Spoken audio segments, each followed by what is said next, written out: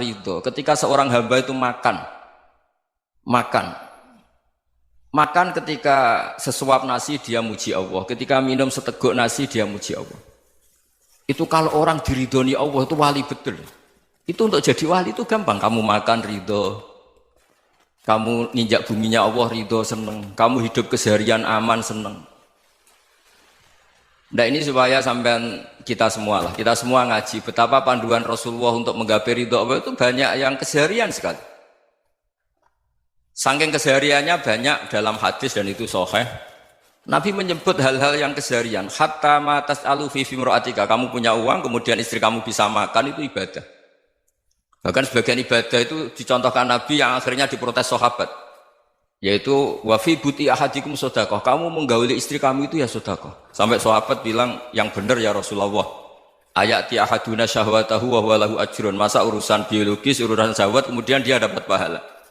Nabi menjawab, alaysa lawadhu'aha fi haramin akana alaihi wisrun. Bagaimana kalau dia meletakkan ke yang tidak benar itu kan dosa.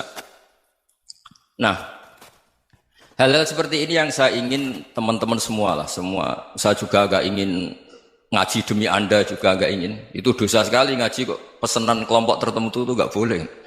Islam itu untuk semua. Jadi ya cuma karena di depan saya jenengan ya seakan-akan jenengan korbannya. Itu ada ilmunya dalam usul fikih itu. Jadi orang itu harus ngaji usul fikih. Nama yang disebut, mungkin Mas Sufyan masih ingat zaman ngaji usul fikih. Nama yang disebut itu tidak jaminan sebagai prioritas perintah. Jadi misalnya gini, kebetulan yang di depan Nabi itu Abu Dzar. Nabi ya bilang, ya Aba Dzarin ini uhibbuka misalnya, atau ya Mu'ad ini muhibbuka, atau ya Aba Hurairah ini uhibbuka misalnya. Banyaklah riwayat yang Nabi nyebut ya Aba Dzarin, ya Mu'ad, ya Aba Hurairah. Kemudian misalnya Nabi meneruskan khitab, ini uhibbuka, saya mencintai kamu, fakul dubur sholatin, atau sebagian riwayat disebut falatadaan la dubura kulli sholatin, Allahumma inni ala dzikrika wa syukrika wa husni ibadatik. Saya mencintai kamu, siapa saja, Mu'ad bisa, Abu Dzar bisa siapa. Saya mencintai kamu, mohon kalau habis sholat kamu jangan lupa wiridan Allahumma inni ala dzikrika wa syukrika wa husni ibadatik. Ya Allah, tolong kami permudah supaya mudah ingat Engkau. Anda tidak bisa mentang-mentang, wong nama saya Parmin, nama saya Purnomo, itu yang diperintahkan Mu'ad misalnya. Jadi yang disebut satu, tapi khitab itu untuk siapa saja. Saya teruskan. Jadi saya mohon semua kita melakukan kebaikan itu, kalau dalam kaidah fikih disebut al yakin la yuzalu bisyak. Banyak kebaikan yang kebenarannya itu 100%. Tidak punya efek samping ke pihak lain, ke kelompok lain, ke komunitas lain. Itu tadi misalnya Anda makan, dan itu murah sekali, hanya butuh satu piring. Setiap punyaan kamu muji Allah, setiap minum kamu muji Allah. Itu redaksinya Rasulullah SAW disebut, Allah sangat ridho ketika seorang hamba makan, kemudian dia memuji Allah. Atau minum, kemudian dia muji Allah. Logikanya gampang, negara seperti ini yang kamu harapkan bentuknya kayak apa, mertua, ipar, komunitas, tetangga, itu nyata terjadi itu kan belum pasti. Sementara yang mesti terjadi adalah kamu butuh makan, kalau tidak mati. Butuh minum, kalau tidak mati. Butuh bumi yang nyaman ditempati, kalau tidak kita juga mati. Sebab itu Allah kalau menyebut nikmatnya itu hal-hal yang keseharian. Alladzi at'amahum min ju'. Allah itu siapa? Allah itu yang menciptakan kamu bisa makan. Tidak berlebihan, Allah itu yang menciptakan kondisi sosial itu ideal. Zaman Nabi itu ya ada orang munafik. Orang-orang pilihan Allah itu juga diuji orang sekelilingnya yang macam-macam. Semua diuji sesuai konteks zaman dan waktu. Nah, tapi ada ibadah-ibadah yang selalu disarankan Nabi. Sampai Nabi itu pernah ditanya, ayul islami khairun ya Rasulullah, Islam terbaik itu gimana? Jawaban Nabi itu unik. It'amut to'am, Islam terbaik itu ya makan-makan, santai-santai. Ketika Allah menyebut beberapa kebaikan, falak tahamal akobah, wa ma adrokan apa? Mal akobah. Terusannya apa? Fakku rokobah. Terusannya apa? Au it'amun fiyaumin di masubaya, atau acara makan-makan itu juga Islam. Kenapa? Ya bayangkan kalau tidak ada makanan, kita mati kan? Kondisi sosial tidak ideal itu Anda masih gak apa-apa, tapi kalau Anda tidak makan, Anda tidak minum, kamu punya istri cerewet masih bisa hidup, punya mertua cerewet masih bisa hidup, tapi kalau tidak makan bisa mati. Berarti penting mana istri sama makan? Penting mana? Makan. Semoga istri Anda dengar, nanti kamu disuruh makan tapi pulang deh. Itu kalau dibahasakan makan masih memahami. Penting mana nasi satu piring dengan istri. Nggak ada nasi mati, nggak ada istri belum mati. Penting mana? Gak berani jawab kan? Nah, ternyata Anda ada garang kan di depan istri.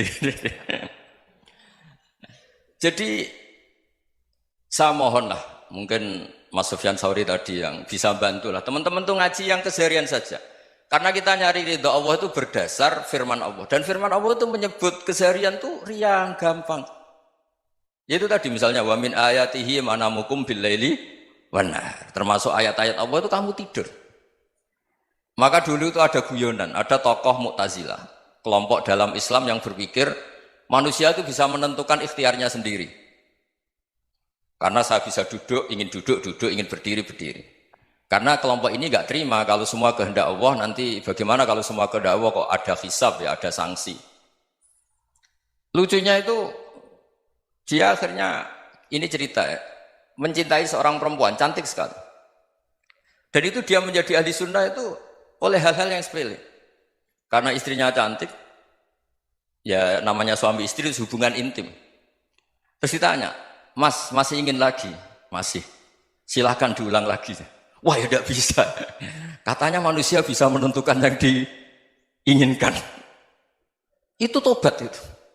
Itu nggak bisa ditobatkan Mas Sufyan Ats-Tsauri. Orang cantik yang mudah nobatkan orang itu orang cantik. Segampang itu. Akhirnya kita tahu, makanya kalau dalam kitab Hikam itu disebut al-aqil mayyakul madza yaf'alu wa hubi wal ghafil mayyakul madza af'al. Orang yang punya akal karena sadar ini wilayah Allah, semua milik Tuhan.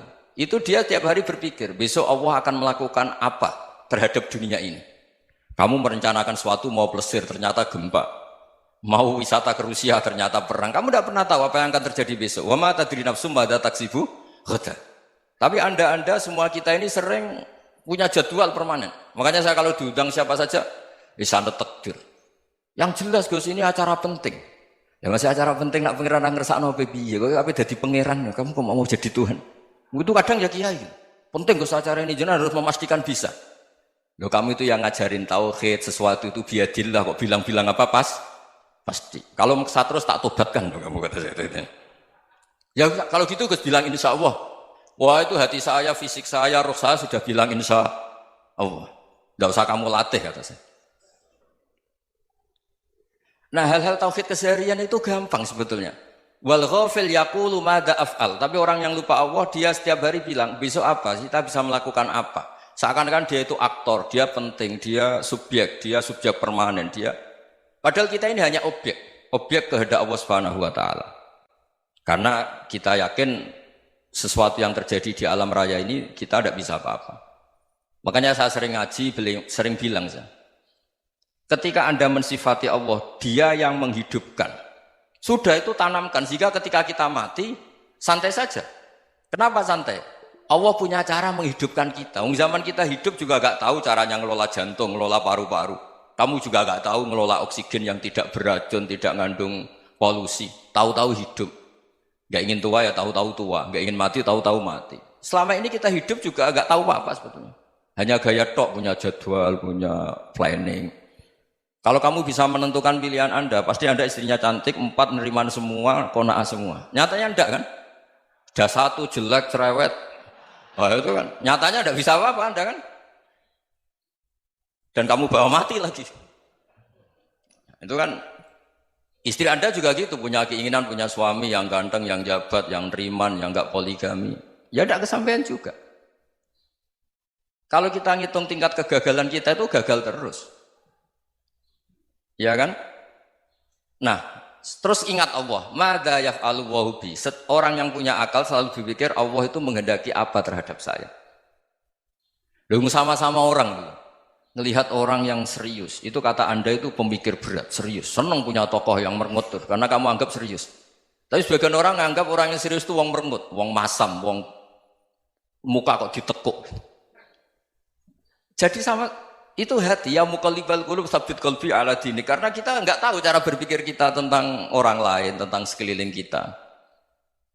Misalnya kita orang baik yang jenis ngurmat fakir miskin, ada orang bangun masjid mewah itu janggal. Apa artinya masjid mewah kalau banyak orang kelaparan? Tapi kalau yang jenis pendidikan, apa artinya masjid mewah kalau tidak bisa ngaji? Nanti yang jenis infrastruktur, apa artinya ini kalau semuanya punya sudut pandang yang berbeda-beda. Dan Islam mengapresiasi semua kebaikan. Tapi katakan semua kebaikan itu adalah kehendak Allah Subhanahu wa taala. Karena apapun baik Anda itu pakai fasilitas yang diberikan oleh Allah Subhanahu wa taala. Sehingga ini yang disebut kulillah sumadarhum fi khawdihim yal'abun.